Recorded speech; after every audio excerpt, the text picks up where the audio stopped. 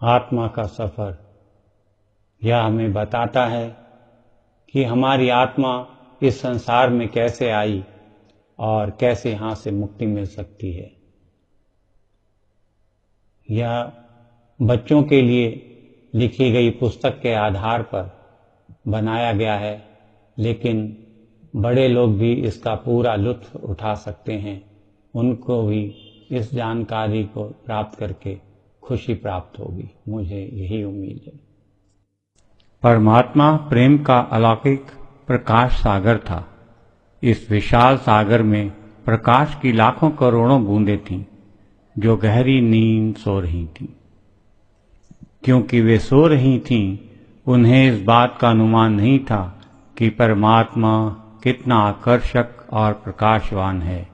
हर एक बूंद प्रकाश के अथाह सागर परमात्मा का छोटा सा अंश थी। प्रकाश की हर नन्ही बूंद आत्मा कहलाई। तुम भी इन्हीं नन्ही बूंदों में से एक हो। अचानक परमात्मा के अंदर सृष्टि रचना की मौज उठी। उसने अपने में से शब्द और प्रकाश की जगमगाती अद्भुत लहर प्रकट की और इससे संपूर्ण सृष्टि की रचना कर दी। परमात्मा ने बनाए आकाश, ग्रह, सूर्य, चांद और सितारे बनाए, पर्वत, वादियां और रेगिस्तान, समुद्र, झीलें, नदियां और नाले, अत्यंत भव्य और सुंदर बनी है सृष्टि। परंतु इसका आनंद लेने के लिए इसमें कोई प्राणी नहीं था। इसलिए परमात्मा ने एक नाटक रचने का फैसला किया। उसने अपनी आत्माओं को पात्र और नवरचित सृष्टि को रंगमंच बनाया। वह स्वयं निर्देशक बना और अपने नाटक का नाम उसने जीवन रख दिया।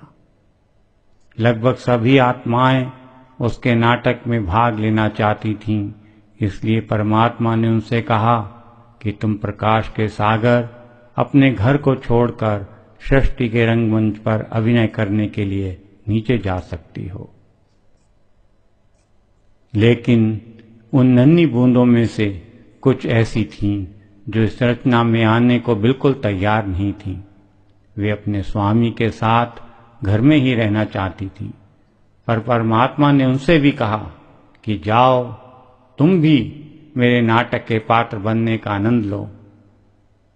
तब परमात्मा ने हर आत्मा पर जो उसके साथ रहना चाहती थी मोहर लगा दी और उनसे वादा किया कि एक दिन मैं तुम्हें वापस तुम्हारे असली घर यहाँ अपने पास बुलवा लूंगा।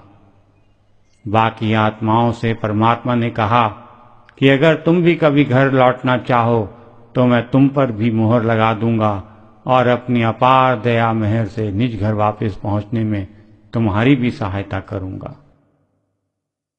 और इस तरह परमेश्वर की इच्छा अनुसार सभी नन्ही बूंदों ने अपना असली घर छोड़ दिया। अनेक शानदार और आश्चर्यजनक मंडलों में से होती हुई अंत में वे इस संसार के रंगमंच पर उतरी और आज यहाँ हम रह रहे हैं। नाटक अब शुरू होने के लिए तैयार था। परमात्मा ने आत्मा को एक पोशाक पहना दी ताकि प्रकाश की हर नन्ही बूंद उसके नाटक जीवन में अपनी भूमिका निभाने के लिए तैयार हो जाए। आत्मा की इस पोशाक को शरीर कहते हैं। धरती पर हर आत्मा के शरीर की पोशाक पहनी हुई है। आत्मा जितने समय के लिए एक शरीर धारण करती है और जीवन के नाटक में निर्धारित भूमिका निभाती है, उसे एक जन्म कहा जाता है। कुछ आत्माओं को पेड़ पौधों के शरीर दिए गए, कुछ को कीड़े मकोड़ों, सांप, बिच्छुओं आदि के। कुछ आत्माओं को परमेश्वर ने मछलियों और पक्षियों के शरीर दिए और कुछ को पशुओं के। कुछ आत्माओं को उसने दी सबसे अद्भुत दात, मनुष्य शरीर। शरीरों की पोशाक पहने आत्माएं भिन्न भिन्न दिखाई देती हैं, पर अलग अलग शरीरों में छिपी ये सब प्रकाश और प्रेम की एक सी नन्ही बूंदें हैं। हम सब एक ही परिवार के सदस्य हैं, क्योंकि एक कुल मालिक परमात्मा ही सबका पिता है। हमें हर प्राणी के साथ दया, नम्रता और प्रेम का व्यवहार करना चाहिए, क्योंकि हर प्राणी के अंदर आत्मा का वास है। संसार में जो भी जीव हमें दिखाई देते हैं, उन्हें 5 श्रेणियों में बांटा जा सकता है। अगर उन्हें एक सीढ़ी पर देखें तो वे इस प्रकार दिखाई देंगे। हम मनुष्य सीढ़ी के सबसे ऊपरी डंडे पर हैं, क्योंकि हम समझ सकते हैं कि हम आत्माएं हैं, प्रकाश के महासागर की बूंदें हैं, केवल नाटक के पात्र नहीं। मनुष्य के सीढ़ी पर सबसे ऊपर होने में एक और भी अद्भुत रहस्य है, जिसका तुम्हें जल्दी ही पता चल जाएगा। पशु सीढ़ी के चौथे डंडे पर हैं, वे मनुष्य से नीचे हैं, क्योंकि वे यह समझ नहीं सकते कि वे आत्माएं हैं। पक्षी तीसरे डंडे पर हैं, वे उड़ तो सकते हैं, पर बुद्धि उनमें पशुओं से कम है। मछलियां, सांप, बिच्छू, कीड़े मकोड़े आदि दूसरे डंडे पर हैं, उसमें पक्षियों से भी कम बुद्धि है। पेड़ पौधे सबसे नीचे हैं, वे सबसे निचले दर्जे के जीव हैं। वे ना तो सोच सकते हैं, ना अपनी जगह से ही हिल सकते हैं। यह आत्मा ही है जो शरीर को जीवित रखती है, उसे भागने, दौड़ने, उछलने, कूदने, तैरने और उड़ने के योग बनाती है। जब नाटक में आत्मा की भूमिका समाप्त हो जाती है तो यह शरीर की पोशाक उतार देती है। तब शरीर की मृत्यु हो जाती है, वह निर्जीव हो जाता है, ना सांस ले सकता है, ना हिल-डुल सकता है। पर आत्मा कभी नहीं मरती। तुम्हारी आत्मा परमात्मा की एक प्रकाशमय बूंद है, इसलिए वास्तव में तुम सदा जीवित रहते हो। क्या तुम जानते हो कि जब आत्मा शरीर की पोशाक उतार देती है, तब वह कहाँ जाती है? वह नए शरीर में एक नई जिंदगी शुरू करती है। उसे सृष्टि के रंगमंच पर एक अन्य भूमिका दे दी जाती है और एक नई पोशाक पहना दी जाती है। इसी को जन्म कहते हैं। आत्मा किसी भी प्राणी के रूप में जन्म ले सकती है। हो सकता है कि एक जन्म में तुम सेब के वृक्ष की भूमिका निभाओ और दूसरे जन्म में बाघ या मछली की पोशाक पहनो। यह भी हो सकता है कि तुम एक हिंदुस्तानी लड़के या एक अमेरिकन लड़की की भूमिका निभाओ। परमेश्वर यह देखकर प्रसन्न होता है कि हर आत्मा जीवन के नाटक में उसकी दी हुई भूमिका को खुशी खुशी स्वीकार करती है। जीवन एक नाटक, एक विशाल चक्र जैसा है। अभिनय कर रही आत्माएं इस चक्र में घूमती रहती हैं, एक शरीर से दूसरे शरीर में चली जाती हैं, एक पोशाक उतार कर दूसरी पहन लेती हैं। इस तरह से वे अपने लाखों करोड़ों जन्मों में अलग अलग भूमिकाएं निभाती हैं। परमात्मा ने अपना नाटक इस ढंग से रचा है कि यह एकदम वास्तविक लगता है। इसलिए उसकी आत्माएं यह बिल्कुल भूल जाती हैं कि वे केवल अभिनय कर रही हैं। कभी कभी जीवन में जो घट चुका है या घटने वाला है, उसके बारे में उन्हें चिंता होती है, पर जो होता है उसके बारे में परमात्मा चिंता नहीं करता, क्योंकि वह निर्देशक है और जानता है कि जीवन केवल एक नाटक है। परमात्मा अपनी आत्माओं को सुंदर ढंग से नाटक खेलते देख खुश होता है, इसलिए उसके खेल का आनंद लो। नाटक में जो कुछ भी तुम्हारे साथ हो रहा है, उसमें खुश रहो और निर्देशक के प्रति कृतज्ञ बनो। जब कभी कोई दुखमय या कठोर दृश्य आ जाए तो याद रखो कि तुम केवल एक भूमिका निभा रहे हो। वास्तव में तुम आत्मा हो, परमात्मा के ही प्रकाश की एक निर्मल बूंद। इसलिए उसका प्रेम, उसकी शक्ति और उसका गौरव सब कुछ तुम्हारे अंदर है। परमात्मा से बातें करो, उसका प्रकाश अपने अंदर महसूस करो। ऐसा महसूस करो कि वह तुमसे प्रेम करता है और तुम्हें नाटक में अपनी भूमिका भली भांति और साहसपूर्ण निभाने के लिए आवश्यक शक्ति दे रहा।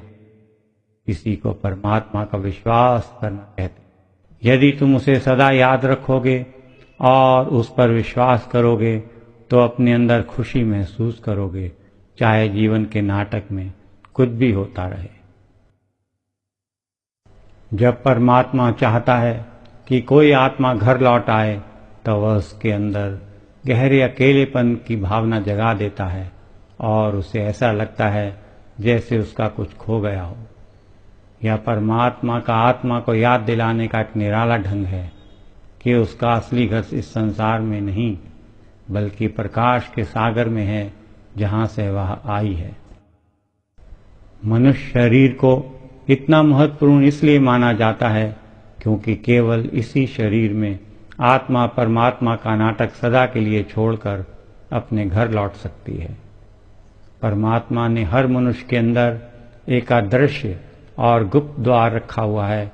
यह द्वार एक गुप्त मार्ग की ओर खुलता है जिस पर चलकर आत्मा अनेक आश्चर्यजनक मंडलों में से होती हुई प्रकाश के सागर परमात्मा तक पहुंच सकती है।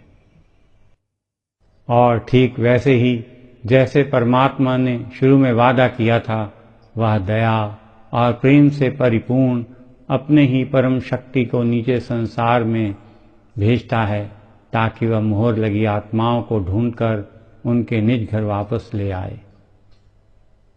इस परम शक्ति को सतगुरु कहते हैं। सतगुरु ने हमारे तुम्हारे जैसा ही मनुष्य शरीर धारण किया होता है, पर सतगुरु वास्तव में प्रकाश के सागर परमात्मा की अद्भुत लहर होता है। यह जीवन के नाटक में से मोहर लगी आत्माओं को चुनकर घर वापस ले जाने के लिए ही संसार में आता है। ये आत्माएं सतगुरु की ओर इस तरह खींची चली जाती हैं जैसे मधुमक्खियां शहद की ओर। सतगुरु हमें हमारे असली घर के बारे में बताता है और हमारे अंदर परमात्मा का प्यार भर देता है। जब कोई मनुष्य सच्चे दिल से प्रकाश के सागर में वापस जाना चाहता है तो उसे सतगुरु उसकी युक्ति सिखा देता है। उस आत्मा को वह अपनी आत्मा का स्पर्श प्रदान करता है जिसमें दोनों प्रेम के अटूट बंधन में बन जाते हैं। सतगुरु उस आत्मा को घर वापस पहुंचाने का वचन देता है। सतगुरु उस मनुष्य को सिखाता है कि कैसे आंखें बंद करके शांत और स्थिर बैठकर प्रेम पूर्वक परमात्मा को याद करना है। ऐसा करने से वह कुछ समय के लिए जीवन के नाटक में अपनी भूमिका के बारे में सब कुछ भूल जाता है। उसका मन इतना शांत और स्थिर हो जाता है कि उसे अपने अंदर परमात्मा के घर से आ रहे शब्द की लहरों का अद्भुत संगीत सुनाई देने लगता है और उस शब्द धारा का चमचमाता प्रकाश दिखाई देने लगता है जो महासागर परमात्मा में ही वापस जा समाता है। एक दिन गुप्त द्वार खुल जाता है और उसके पीछे छुपा हुआ रास्ता दिखाई देने लगता है।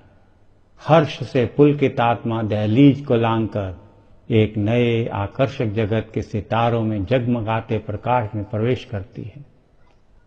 हर रोज शब्द और प्रकाश की संगीतमयी ज्वल धारा के साथ आत्मा उस गुप्त मार्ग पर आगे ही आगे बढ़ती चली जाती है और फिर प्रकाश से जगमगाते उस मंडल में एक विचित्र घटना घटती है। आत्मा को आनंद विभोर कर देने वाला एक दिव्य दृश्य दिखाई देता है। सद्गुरु का अद्भुत नूरी स्वरूप, केवल शब्द और प्रकाश की धारा का बना स्वरूप, खुशी से नाचती हुई आत्मा उसमें समाकर सद्गुरु के प्रेम प्रबल प्रवाह में बहती हुई अपने घर की ओर खींची चली जाती है। यह गुप्त मार्ग सद्गुरु और आत्मा को अनेक सुंदर अनूठे अलौकिक मंडलों में से ले जाता है और अंत में आखिरी मोड़ मुड़ते ही वे क्या देखते हैं? दूर, बहुत दूर उनका स्वागत कर रही घर के प्रकाश की उज्जवल किरणें परमात्मा से मिलने के लिए आतुर और प्रेम में डूबी हुई आत्मा तेजी से आगे बढ़ती जाती है जब तक कि वह परमात्मा के द्वार पर नहीं पहुंच जाती। और फिर प्रकाश की कौन में द्वार खुलता है। सद्गुरु आत्मा को उस नन्ही बूंद को पुनः उस प्रकाश के महासागर में विलीन कर देता है और परमपिता परमात्मा में समाई आत्मा सदा के लिए सुख, शांति और आनंद में रहने लगती है।